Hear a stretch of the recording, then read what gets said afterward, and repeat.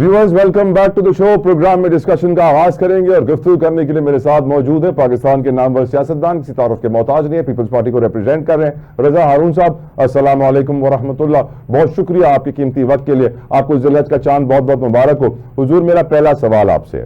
पहले तो सिर्फ बातें थी सर कि 28वीं तरमीम 28वीं तरमीम 28वीं तरमीम। अब हम जानते हैं इतवार के रोज वफाकी वजीर राना सनाउल्लाह साहब ने तजावीज़ का जिक्र कर दिया है जो ज़ेर गौर है।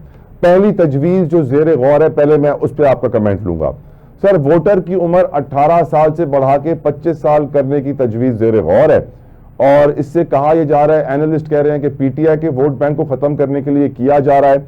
हमारे मुल्क के नौजवान जो पहले ही बेरोजगारी महंगाई से परेशान है, इन्वेस्टमेंट ना होने की वजह से, इंडस्ट्रियलाइजेशन ना होने की वजह से, एग्रीकल्चर तबाह होने की वजह से, वो डंकी में बैठ के मुल्क छोड़ने को भाग रहे हैं, तरजीह दे रहे हैं, अपनी ज़िंदगी कुर्बान कर रहे हैं। उन नौजवानों के लिए क्या ये बुरी खबर नहीं है जो हम समझते हैं कि आज बहुत टेक सेवी हैं, जेन जी, अल्फा, नए दौर के बच्चे बहुत अक्लमंद है, उनको ये कहा जा रहा है कि 18 साल की उम्र में आप इतने अक्लमंद नहीं हो, इतने मैच्योर नहीं हो, क्योंकि 25 साल में इलेक्शन लड़ने की इजाजत है, तो इसलिए 25 साल की उम्र में ही वोट दोगे। आपकी नजर में ये तजवीज़ कैसी है रजा हारून साहब? भाई बहुत बहुत शुक्रिया। वालेकुम अस्सलाम। सबसे पहली बात तो ये है कि देखें, सोचने पे तो कोई पाबंदी नहीं है। अगर कोई पार्टी अपने मंशूर के हिसाब से कोई फैसला करती है या सोचती है तो उस पार्टी पे तो कोई पाबंदी नहीं है, वो जो चाहे सोचते हैं। लेकिन जहां तक आपने बात की कि वोटर्स की उम्र जो है 18 से 25 कर दी जाए, ये थोड़ा सा गैर मंतकी और अननेचुरल लग रहा है, क्योंकि 18 साल की उम्र में तो बड़े बड़े फैसले करने की इजाजत होती है। आप किसी भी कॉन्ट्रैक्ट में जा सकते हैं, आपका शनाख्ती कार्ड बन जाता है, आप एक एडल्ट कहलाते हैं 18 साल की उम्र में दुनिया भर में। तो अडल्ट बच्चों से या अडल्ट नौजवानों से उनका हक राय दही छीन लेना और 7 साल तक उनको पाबंद रखना, यानी जब वो 25 के होंगे, ये मैं समझता हूँ कि ज्यादती हो जाएगी और इस पे जो है वो हुकूमती जमात को नजरसानी करनी चाहिए। किसी एक पार्टी के वोट बैंक को सामने रख कर ऐसे फैसले करना वैसे भी गैर आईनी और गैर कानूनी होता है, क्योंकि आप जब आइन बनाते हैं या आइन में तरमीम करते हैं, इसी तरह आप कानून में तरमीम करते हैं, तो आपको पर्सन स्पेसिफिक या पार्टी स्पेसिफिक या किसी एक सब्जेक्टिव होके नहीं करना चाहिए। वो आपका एक ऑब्जेक्ट जो है वो बड़ा होना चाहिए, वो नेशनल लेवल का होना चाहिए, उसमें मुशावरत होनी चाहिए। किसी एक दो जमात जाए भी नहीं है, पार्लियामेंट अपने तय ये फैसला करने के बजाय इसे मुख्तलिफ स्टेक होल्डर्स को, सिविल सोसाइटी को, मुख्तलिफ नौजवानों को इन्वॉल्व करें और उनकी राय के बगैर, उनके मशवरे के बगैर। ये तो वैसे ही नंबर एक तो वैसे ही गैर मंतकी लगता है, लेकिन बगैर मुशावरत के किसी एक पार्टी का ये सोच लेना कि इससे किसी दूसरी पार्टी को के वोट बैंक को वो जो है वो डिसॉल्व कर देंगे या खत्म कर देंगे, ये गैर जमहूरी सोच है, गैर आईनी सोच है। वफाक के पास खर्चे बहुत हैं, इसीलिए वफाक के खर्चों को सूबों के हवाले किया जाएगा, जिसके अंदर सबसे पहले हमारा दिफाई बजट है तकरीबन 2,500 अरब रुपए का। फिर जो BISP के 700 अरब रुपए हैं वो भी वफाक जो है सूबों में डिवाइड कर देगा, जिससे वफाक के पास पैसे ज्यादा हो जाएंगे। इन अदर वर्ड्स 18वीं तरमीम को रिवर्स गियर लगा के NFC का फॉर्मूला चेंज हो रहा है, जिसकी मुखालिफत पीपल्स पार्टी बड़े वक्त से करती आई है। आपकी नजर में ये तजवीज़ काबिल अमल हो पाएगी हुजूर? अगेन तलब भाई, ऑब्जेक्ट जो है ना, वो ऑब्जेक्टिव्स आपके किसी काम के लिए वो बड़े क्लियर और वाज़ेह नेशनल लेवल के होने चाहिए। हमें अगर हमारे अखराजात बढ़ गए हैं तो उसका एक तरीका ये होता है अपने अखराजात कम करें। अगर आपकी आमदनी कम है तो आमदनी बढ़ाने के जरिए तलाश करें, जिसमें फॉरेन इन्वेस्टमेंट है, अपनी एक्सपोर्ट को बढ़ाएं, फॉरेन डायरेक्ट रेमिटेंसेज हैं। ये वो जराए हैं जिनसे आप अपनी आमदनी बढ़ा सकते हैं और बराह रास्त वो वफाक की किटी में जाते हैं। दूसरी बात यह कि अगर कोई नेशनल इंटरेस्ट का मामला है तो मुझे अच्छी तरह याद है चेयरमैन बिलावल भुट्टो साहब का भी और पीपल्स पार्टी के रहनुमाओं का बड़ा क्लियर मौकिफ है कि नेशनल इंटरेस्ट में अगर वो सूबों से कोई मदद चाहते हैं या कोई फाइनेंशियल बैकअप चाहते हैं या फाइनेंशियल कंट्रीब्यूशन चाहते हैं, तो इसी NFC अवार्ड में रहते हुए वो सूबों के साथ बैठकर, जो उनके पास 2 फोरम है, एक NFC अवार्ड का फोरम है, एक काउंसिल ऑफ कॉमन इंटरेस्ट का फोरम है, जो कि आईनी फोरम है, उन फोरम पे बैठ के वो सूबों से, और सूबे क्यों नहीं करेंगे, अगर नेशनल इंटरेस्ट में है, हमारे नेशनल सिक्योरिटी के हवाले से कोई कंट्रीब्यूशन सूबों की तरफ से हो सके, सूबे यकीनन करेंगे। लेकिन इन द फर्स्ट इंस्टेंस क्या हमने अपनी आमदनी बढ़ाने के तमाम जराए पे काम कर लिया है, पॉलिसीज बना ली हैं? क्या हमारी माशी पॉलिसी, इकोनॉमी पॉलिसी उसकी निशानदेही करती है या फिर तरजीहात में शामिल हैं? کہ ہم فورن ڈائریکٹ انویسٹمنٹ لے کر آ رہے ہوں, اپنی ایکسپورٹس بڑھا رہے ہوں, اپنی ریمیٹنسز بڑھا رہے ہوں, اپنے صوبوں کے ساتھ مل کر ٹیکس کلیکشن کے نظام کو بہتر بنا رہے ہیں. رضا بھائی مجھے بات بتائیے پلیز, ایک طرف بلاول بھٹو زرداری صاحب حکومت کو اوپن آفر دے رہے ہیں کہ میں سروسز پہ ٹیکس جمع کر کے آپ کو 3,000 ارب اضافی دوں گا, نہیں دوں میرے پیسوں سے کاٹ لینا, نو پرابلم. دوسری طرف حکومت ڈنڈے کے زور کے اوپر اپنے وفاقی حکومت اپنے خرچے صوبوں میں ٹرانسفر کر رہی ہے. ڈونٹ یو تھنک کہ حکومت کو تھوڑے ہوش سے کام لینا چاہیے اور بلاول صاحب کی آفر ایکسیپٹ کر لینی چاہیے؟ اس سے ون ون سچویشن ہے دونوں کے لیے. لیکن دونوں صورتوں میں جو ہے نا یہ فیصلے ریاست میں کرنے ہوتے ہیں طلبائی, اور ہمارا آئین کا آرٹیکل 7 جو ہے وہ ریاست کو ڈیفائن کرتا ہے. اس میں نہ صرف وفاقی حکومت ہے بلکہ صوبائی حکومتیں, اسمبلیاں, یہ سب شامل ہوتے ہیں. تو ایسے کسی بھی فیصلے کے لیے چیئرمین صاحب نے اچھی بات انہوں نے آفر کی ہے, لیکن کیا یہ آفر باقی تینوں صوبوں سے بھی آئی ہے؟ اگر تینوں صوبوں سے بھی یہ آفر نہیں آ رہی تو ہم اس ہارمنی کو کہاں سے پیدا کریں گے؟ تو لہٰذا گفت و شنید سے بیٹھ کر بلاول صاحب کی بڑی اچھی آفر ہے, ان کو اس پہ ٹیک آن کرنا چاہیے وفاقی حکومت کو, ان کو یہ دینا چاہیے انسینٹیو پہ, ٹھیک ہے آپ کریکٹ کر کے دیں. لیکن میں پھر آپ کو زور دوں گا طلع بھائی, یہ تو آپ کے پاس ایک لمیٹڈ ٹیکس کلیکشن ریونیو کے تحت جنریٹڈ جو ایک اماؤنٹ ہے وہی ہے نا آپ کے پاس. اس کو بڑھانے کے لیے آپ کیا کر رہے ہیں؟ اس کے سپین کو بڑھانے کے لیے اس کٹی کے اندر جو ہے مزید آپ کے پاس جو ہے ملک کے اندر وہ اس طریقے سے تھوڑی ہوتی ہے کہ جو آلریڈی اماؤنٹ ہے اسی کو آپ ڈسٹریبیوٹ ری ڈیفائن کرتے رہیں. اماؤنٹ تو اتنا ہی رہے گا نا. یہ سارا کا سارا اماؤنٹ جو ہے وہ ریاست پاکستان کا ہے, چاہے وہ وفاق کے پاس ہو یا وہ صوبوں کے پاس ہو. کوئی اس کی براہ راست انفرادی ملکیت نہ کسی پارٹی کے پاس ہے نہ کسی حکومت کے پاس ہے.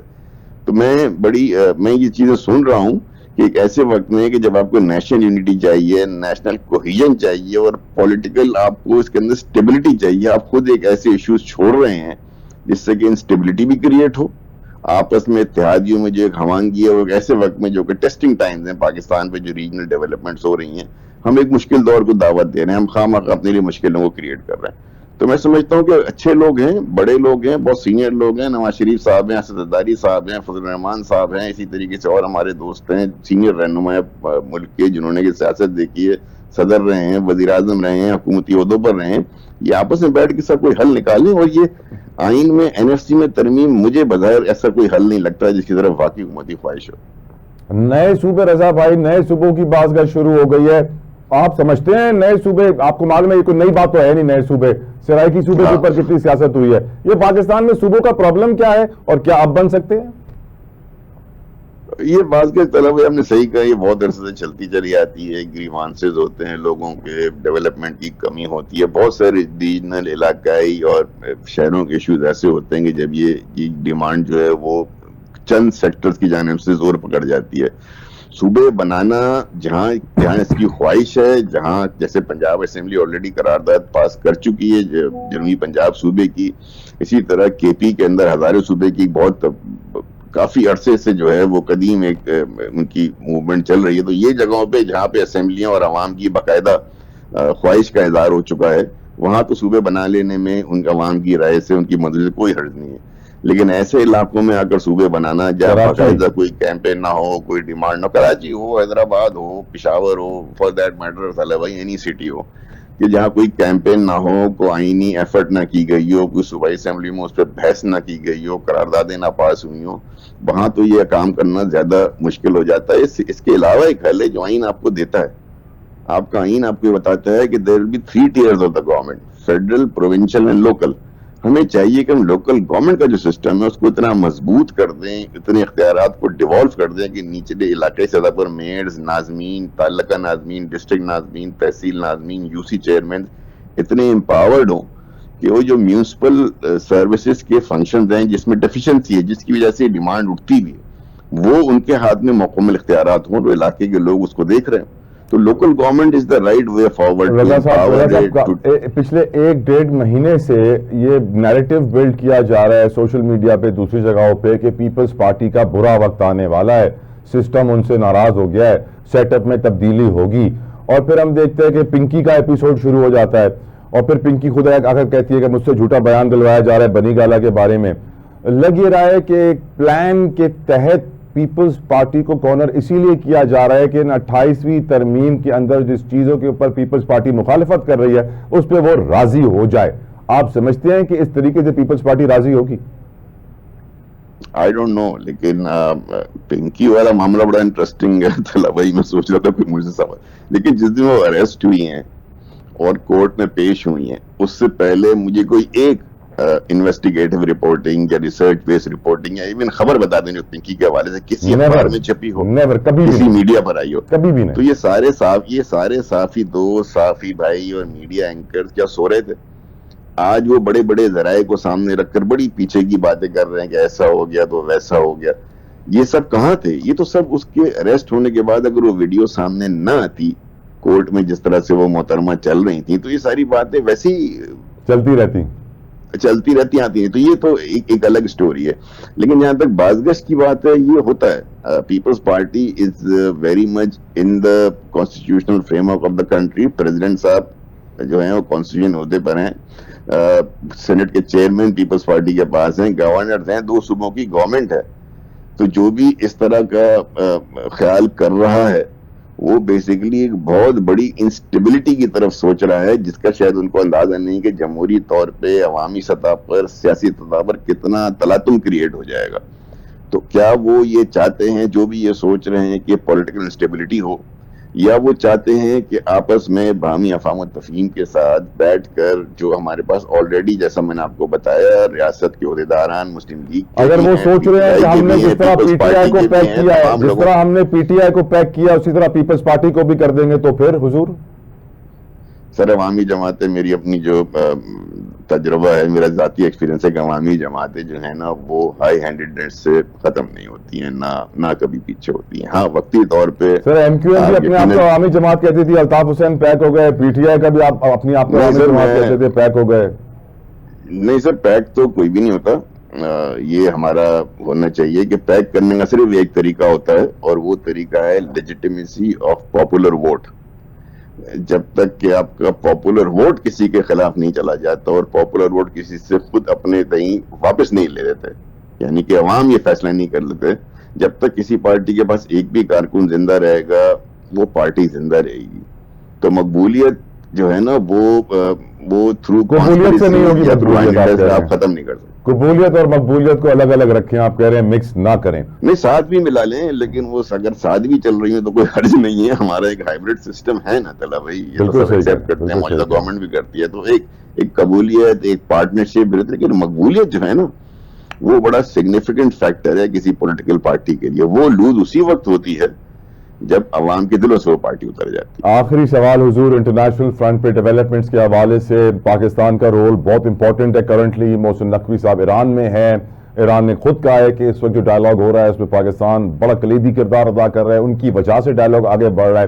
آپ کی نظر میں, کیونکہ رضا بھائی میں دیکھ رہا ہوں کہ 2022 سے روس والی جنگ جاری ہے, 2023 سے آپ کی غزہ کے اندر نسل کشی جاری ہے, بچپن سے انڈیا کے ساتھ جنگ جاری ہے, بچپن سے کشمیر کا مسئلہ چل رہا ہے. مجھے لگ رہا ہے اب ایسی جنگیں شروع ہو رہی ہیں جو کبھی ختم نہیں ہوں گی اور پوری دنیا بھی مل جائے تو ان کو ختم نہیں کر پائے گی. آپ کا اوپینین؟ آپ صحیح کہہ رہے ہیں. انٹرنیشنل لیول پہ خاص طور پہ 2 ریاستوں, اور وہ بھی سوورن ریاستوں, قدیم ریاستوں جیسے ایران کی ریاست ہے یا امریکہ کی ریاست ہے جو کہ سپر پاور بھی ہے, معاشی بھی سپر پاور ہے, وہ ایٹمی طاقت بھی رکھتی ہے, اسلحے کا بھی, ویپنز کا بھی اس کا جو ہے دنیا میں نمبر 1 ہے. تو ایسے ملٹریلی آپ نمبر 1 ہے. تو ایسے وقت میں جبکہ سیز فائر ہوا ہو تو سیز فائر کو اتنا لمبا عرصہ نہیں ہونا چاہیے بغیر ایگریمنٹ کے نتیجے پر پہنچے ہوئے. تو میں سمجھتا ہوں کہ لیٹ ہو رہا ہے, اس کو جلدی ہو جانا چاہیے, کیونکہ اس انٹرنیشنل کانفلکٹ کی وجہ سے, جس کی وجہ سے کہ انرجی کرائسس دنیا میں پیدا ہو گیا ہے, فیول کرائسس دنیا میں پیدا ہو گیا, ایوری ہاؤس ہولڈ, ہر گھرانہ, چاہے وہ امیر ہو, چاہے وہ غریب ہو, چاہے وہ مڈل کلاس ہو, وہ افیکٹڈ ہے. اور اس کے لیے اینڈز میٹ کرنا, اپنا بجٹ, پرسنل اور ہاؤس ہولڈ بجٹ جو ہے اس کو مینٹین کرنا مشکل ہوتا جا رہا ہے. لوگوں کی سیونگز ختم ہوتی جا رہی ہیں. آپ کو پتہ ہے, آپ جانتے ہیں, آپ خود ایک گھر مینج کرتے ہیں طلع بھائی, کہ آہستہ آہستہ سیونگز جو ختم ہوتی جا رہی ہیں. اور سیونگز کا ختم ہونا بڑا ڈینجرس ہوتا ہے کسی بھی قوم کے لیے, کسی بھی نیشنز کے لیے, کہ آپ کی سیونگز جو ہیں وہ آپ کے ڈیلی لیونگ کے اوپر خرچ ہونا شروع ہو جائے. تو امریکہ کو بھی اور ایران کو بھی اس بات کو سوچنا چاہیے کہ پاکستان کی اتنی ہمدردانہ مخلصانہ کوششیں ہیں کہ ہم میسیجز بھی ایکسچینج کر رہے ہیں, دونوں ممالک ہم پہ ٹرسٹ بھی ہے, تو جلد از جلد اس تصفیے کو جو ہے نا وہ نپٹانا چاہیے. بہت بہت شکریہ رضا ہارون صاحب آپ کے قیمتی وقت کے لیے سر, جزاک اللہ خیر. ویورز ایک بریک کے بعد ڈسکشن آگے بڑھائیں گے. We'll be right back. Keep watching Awaz T V.